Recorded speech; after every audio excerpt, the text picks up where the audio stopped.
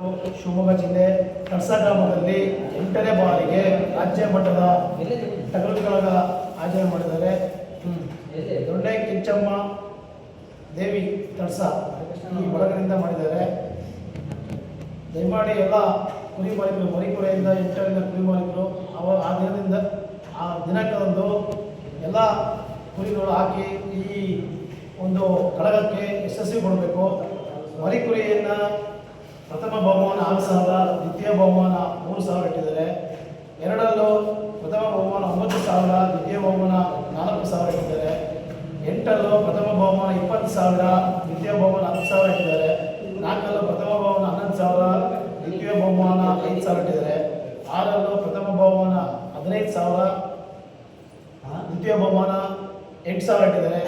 ಅಲ್ಲಿ ಹಾಕಿದಂಥ ಎಲ್ಲ ಕುರಿಗಳಿಗೂ ಸಹ ಸ್ವತಂತ್ರ ಕುರಿಗಳಿಗೆ ವಿಶೇಷವಾಗಿ ಟ್ರೋಫಿಯನ್ನು ವಿಶೇಷವಾಗಿ ಕಣದಲ್ಲಿಟ್ಟಿದ್ದಾರೆ.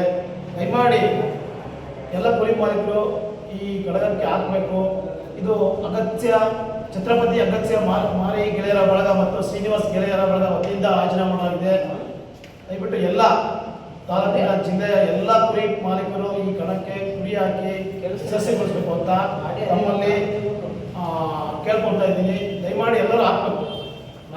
ಕಣವನ್ನು ಯಶಸ್ವಿಗೊಳಿಸಿ ನಮ್ಮ ಕಳಸದ ತಾನಾಜಿರಾವ್ ಅವರಿಗೆ ಒಂದು ಒಳ್ಳೆಯ ಹೆಸರು ಕೀರ್ತಿರಂಥ ಕೆಲಸ ಎಲ್ಲ ಕುರಿ ಮಾಲೀಕರು ಮಾಡಬೇಕು. ಆತ್ಮೀಯ ಸ್ನೇಹಿತರು ಎಲ್ಲರಿಗೂ ಸಹ ಇದು ಕರೆಯೋರೆ. Thank you so much.